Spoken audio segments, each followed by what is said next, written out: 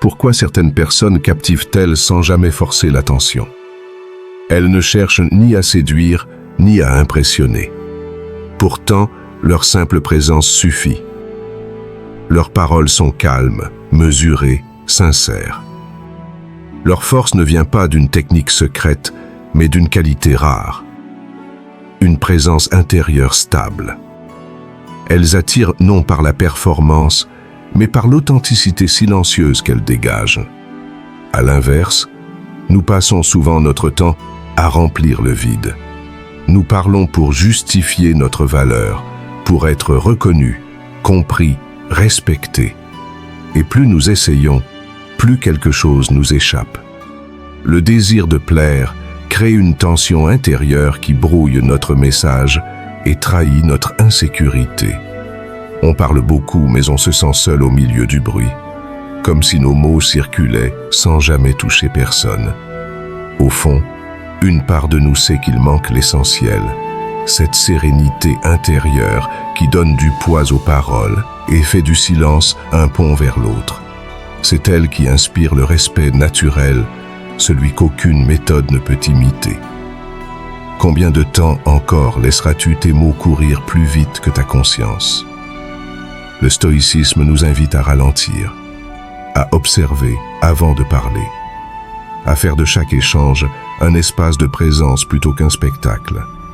Il ne s'agit pas d'un art perdu, mais d'une discipline accessible à tous dès l'instant où l'on choisit d'écouter avant de vouloir convaincre. Ce que tu perçois comme un manque d'aisance n'est pas une faiblesse, c'est un signal. Une invitation à te recentrer sur l'essentiel, la vérité derrière tes mots. La communication authentique commence lorsque tu oses dire « je ne sais pas ». Lorsque tu accueilles une émotion sans chercher à la corriger, lorsque ton silence devient un message clair, apaisant. Les sages parlaient peu, mais avec justesse, car les mots sont des graines. Ils peuvent nourrir ou épuiser celui qui les reçoit. Écoutons la première vertu.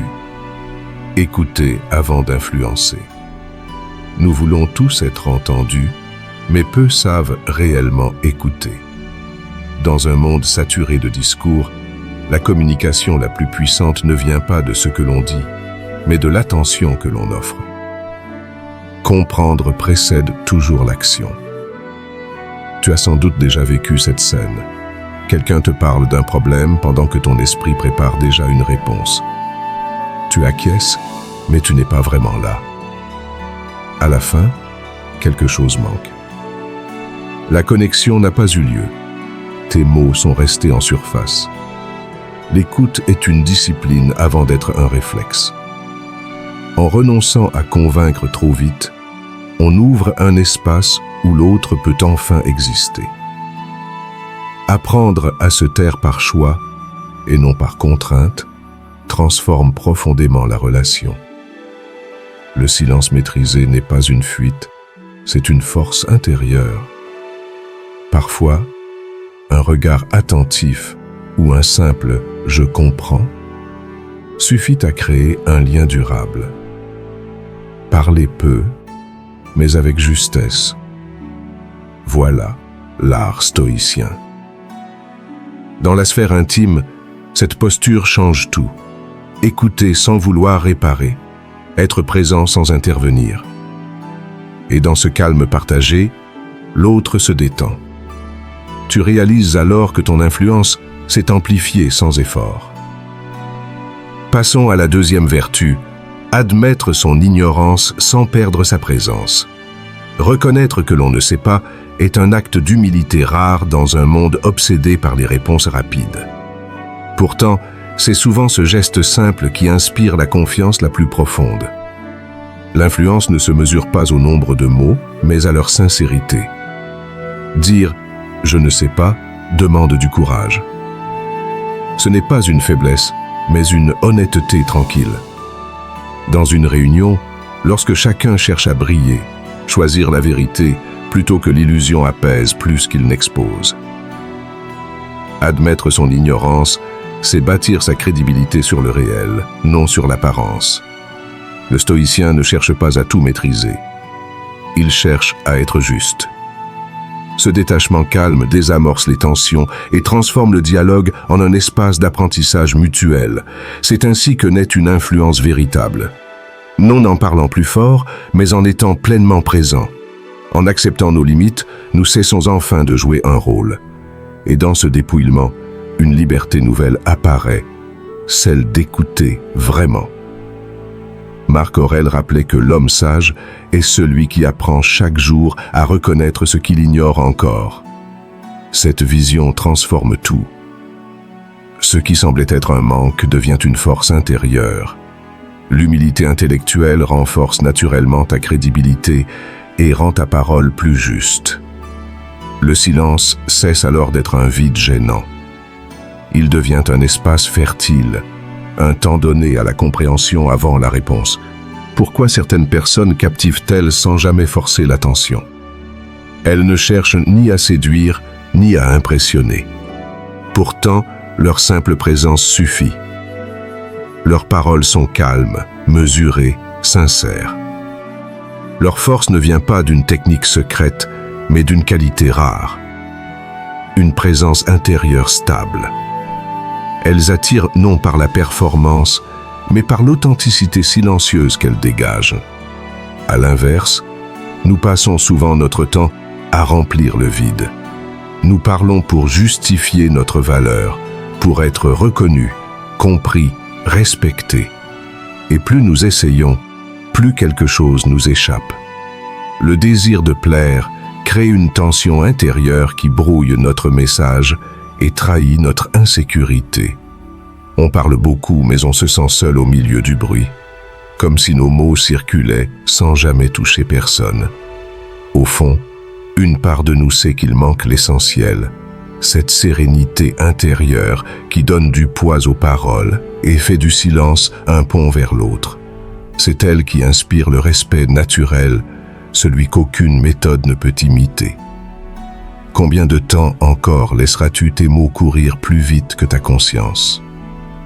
Le stoïcisme nous invite à ralentir, à observer avant de parler, à faire de chaque échange un espace de présence plutôt qu'un spectacle. Il ne s'agit pas d'un art perdu, mais d'une discipline accessible à tous dès l'instant où l'on choisit d'écouter avant de vouloir convaincre. Ce que tu perçois comme un manque d'aisance n'est pas une faiblesse, c'est un signal. Une invitation à te recentrer sur l'essentiel, la vérité derrière tes mots. La communication authentique commence lorsque tu oses dire « je ne sais pas ». Lorsque tu accueilles une émotion sans chercher à la corriger, lorsque ton silence devient un message clair, apaisant. Les sages parlaient peu, mais avec justesse, car les mots sont des graines. Ils peuvent nourrir ou épuiser celui qui les reçoit. Écoutons la première vertu. Écouter avant d'influencer. Nous voulons tous être entendus, mais peu savent réellement écouter. Dans un monde saturé de discours, la communication la plus puissante ne vient pas de ce que l'on dit, mais de l'attention que l'on offre. Comprendre précède toujours l'action. Tu as sans doute déjà vécu cette scène. Quelqu'un te parle d'un problème pendant que ton esprit prépare déjà une réponse. Tu acquiesces, mais tu n'es pas vraiment là. À la fin, quelque chose manque. La connexion n'a pas eu lieu. Tes mots sont restés en surface. L'écoute est une discipline avant d'être un réflexe. En renonçant à convaincre trop vite, on ouvre un espace où l'autre peut enfin exister. Apprendre à se taire par choix, et non par contrainte, transforme profondément la relation. Le silence maîtrisé n'est pas une fuite, c'est une force intérieure. Parfois, un regard attentif ou un simple « je comprends » suffit à créer un lien durable. Parler peu, mais avec justesse. Voilà l'art stoïcien. Dans la sphère intime, cette posture change tout. Écouter sans vouloir réparer, être présent sans intervenir. Et dans ce calme partagé, l'autre se détend. Tu réalises alors que ton influence c'est amplifié sans effort. Passons à la deuxième vertu, admettre son ignorance sans perdre sa présence. Reconnaître que l'on ne sait pas est un acte d'humilité rare dans un monde obsédé par les réponses rapides. Pourtant, c'est souvent ce geste simple qui inspire la confiance la plus profonde. L'influence ne se mesure pas au nombre de mots, mais à leur sincérité. Dire « je ne sais pas » demande du courage. Ce n'est pas une faiblesse, mais une honnêteté tranquille.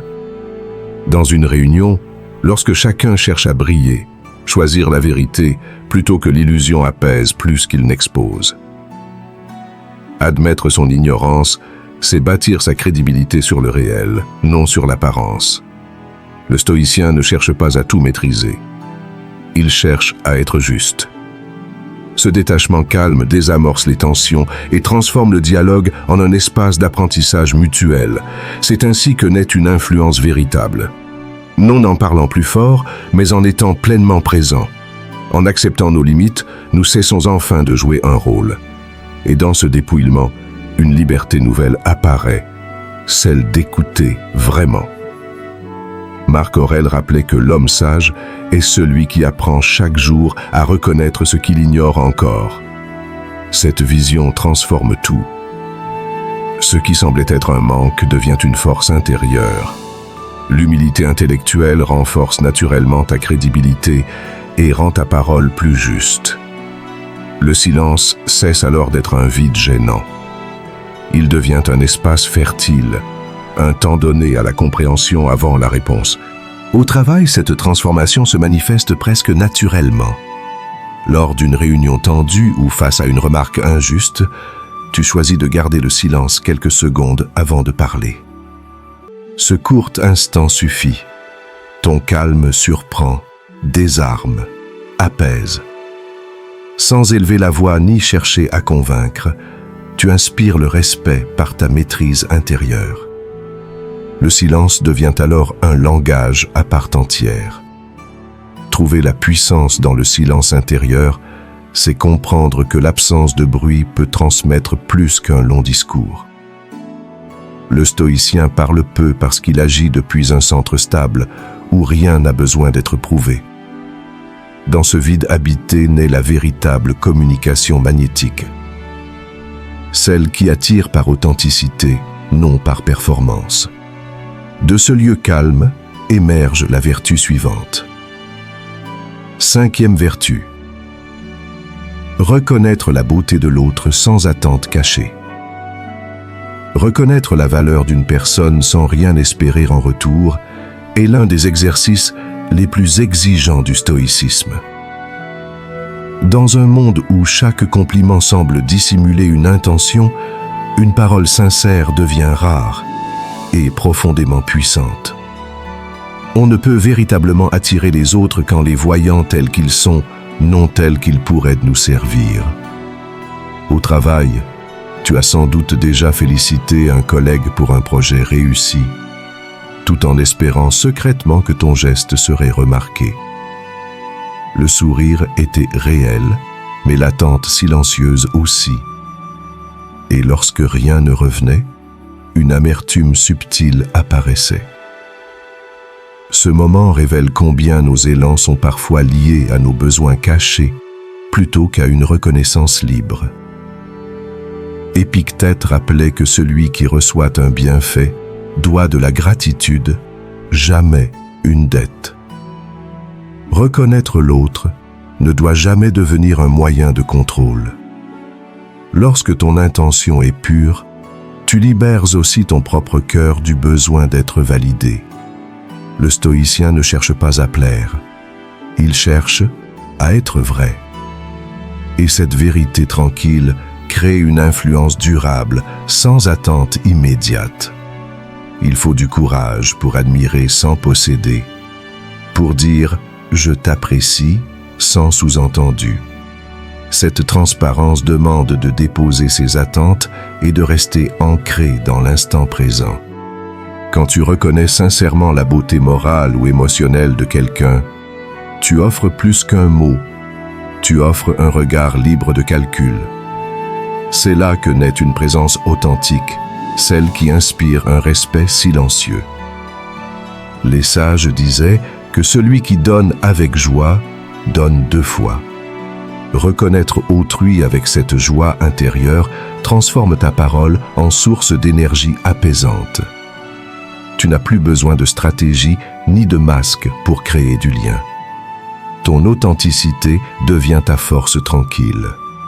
Dans l'intimité, cette posture prend une forme encore plus touchante. Tu regardes un proche et tu dis simplement « Je t'apprécie », sans raison particulière, sans attente. Le silence qui suit n'est pas gênant. Il est doux, plein. Ce moment suspendu prouve que la sincérité désintéressée touche plus profondément que n'importe quelle déclaration calculée. Reconnaître la beauté de l'autre sans attente cachée, c'est libérer la relation du troc émotionnel. Redonner au mot merci son poids réel et au compliment sa noblesse oubliée. Le stoïcien apprend ainsi à aimer par lucidité plutôt que par besoin, à influencer par clarté du cœur plutôt que par stratégie. De cet espace pacifié peut alors émerger la vertu suivante. 6e vertu, poser ses limites lorsque la paix intérieure vacille. Dire non n'est pas un acte d'égoïsme, c'est un acte de lucidité. Dans le stoïcisme, chaque refus sincère est une affirmation de liberté et une protection de l'équilibre intérieur. La véritable communication magnétique ne peut exister sans clarté personnelle. Au travail, cette confusion est fréquente. Tu acceptes une tâche supplémentaire alors que tu es déjà épuisé. Ton sourire reste en place, mais ton souffle se raccourcit. Une tension s'installe. En rentrant chez toi, tu ressens ce mélange amer. La fierté d'avoir aidé et la colère silencieuse de t'être encore oublié.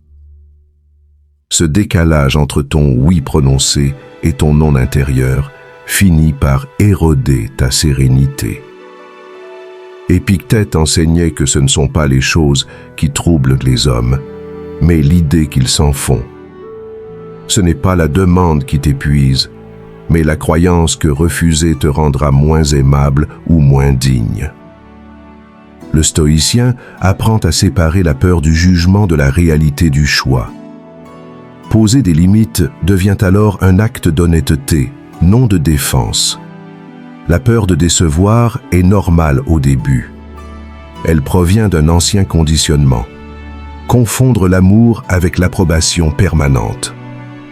En observant cette tension sans la nourrir, elle se dissout peu à peu. Et la présence revient. Marc Aurèle écrivait « Celui qui vit en accord avec lui-même vit en accord avec le monde. Le respect des autres commence toujours par celui que tu t'accordes. Dire non avec calme et fermeté crée un espace relationnel plus juste, plus paisible. C'est encore une forme du pouvoir du silence. Une force qui n'a pas besoin de se justifier pour être comprise. Plus tard, dans le cadre familial, cette transformation se manifeste autrement. Un proche te sollicite alors que ton corps réclame du repos. Tu prends une respiration lente avant de répondre. Et tu dis simplement « Pas maintenant », sans colère, sans justification excessive. À ta surprise, rien ne se brise. Personne ne se vexe réellement. Au contraire, ton attitude posée inspire stabilité et confiance. Tu comprends alors une vérité essentielle. Les limites ne séparent pas. Elles structurent l'amour véritable. Poser une limite lorsque la paix intérieure vacille, c'est reconnaître qu'un refus sincère prépare toujours un oui plus juste demain. L'influence ne naît pas de l'effort pour plaire à tous, mais de l'alignement intérieur. Le stoïcien choisit la vérité plutôt que le confort social et découvre dans ce choix une liberté rare. Car seule une âme en ordre peut réellement attirer les autres, non par domination, mais par la force tranquille de sa cohérence morale. Approchons maintenant la 7e vertu. Comprendre que la communication magnétique naît de la sincérité. Nous cherchons souvent les bons mots, la bonne formule, le bon ton pour séduire ou convaincre. Pourtant, la vérité est plus simple. Ce n'est pas le discours qui touche, mais l'intention qui le traverse. Le stoïcisme nous enseigne que chaque parole devrait être le reflet d'un esprit calme et honnête. La véritable communication magnétique ne vient pas d'un charisme appris, mais de la cohérence entre ce que l'on pense, ce que l'on ressent et ce que l'on exprime. Au travail, tu as sans doute vécu cette scène. Tu présentes une idée en réunion. Tes phrases sont correctes, mais elles sonnent un peu forcées. Tu veux convaincre. Ton ton se tend, tes gestes deviennent nerveux. Les regards se détachent. Puis un collègue intervient. Il parle peu, calmement, et tout le monde l'écoute. Sa force ne vient pas de ses arguments, mais de son authenticité tranquille. Épictète le disait avec simplicité. Ne cherche pas à paraître sage, contente-toi de l'être. Celui qui parle depuis l'alignement n'a rien à prouver. Sa présence suffit. Le stoïcien n'endosse pas un rôle pour influencer. Il incarne ses valeurs jusque dans le silence entre ses mots. L'influence véritable ne se proclame pas. Elle émane naturellement d'une conscience apaisée. On croit souvent qu'il faut performer pour exister aux yeux des autres. Mais cette tension crée une dissonance invisible. Le souffle s'accélère, le regard se trouble, les mots perdent leur ancrage. À l'inverse, lorsque l'on parle depuis un lieu de vérité intérieure, même le silence devient éloquent. Ce retour à soi est la clé d'une présence qui apaise au lieu d'impressionner. Marc Aurèle écrivait « Que ta parole soit droite et que ton âme soit en accord avec elle. » Cette exigence simple transforme la communication en acte intérieur plutôt qu'en performance sociale. Il ne s'agit plus de convaincre, mais d'être vrai.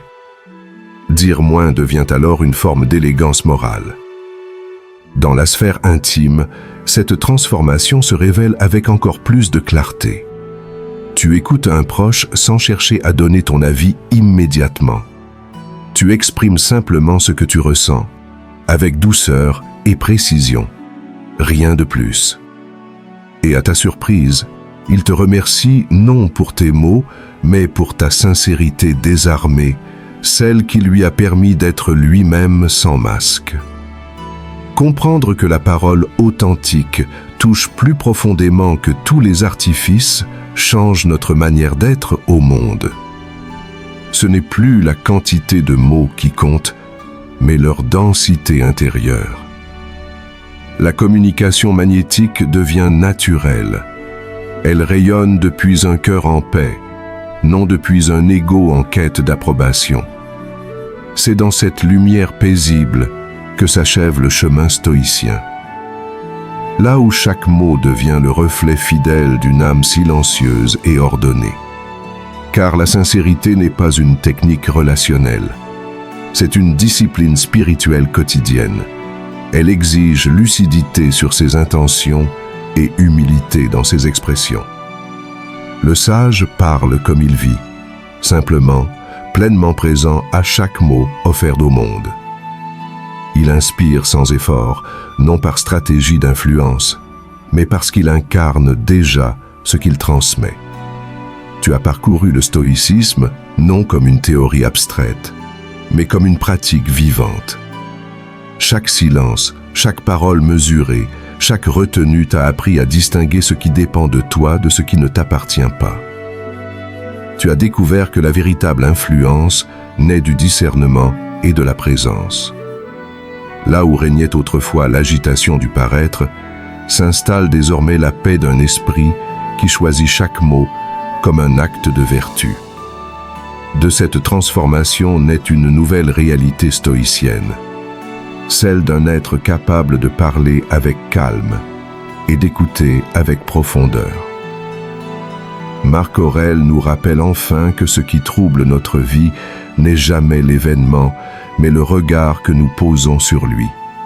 Lorsque l'on cesse de vouloir plaire pour simplement être vrai, la communication devient un art intérieur fondé sur la maîtrise de soi et le détachement bienveillant.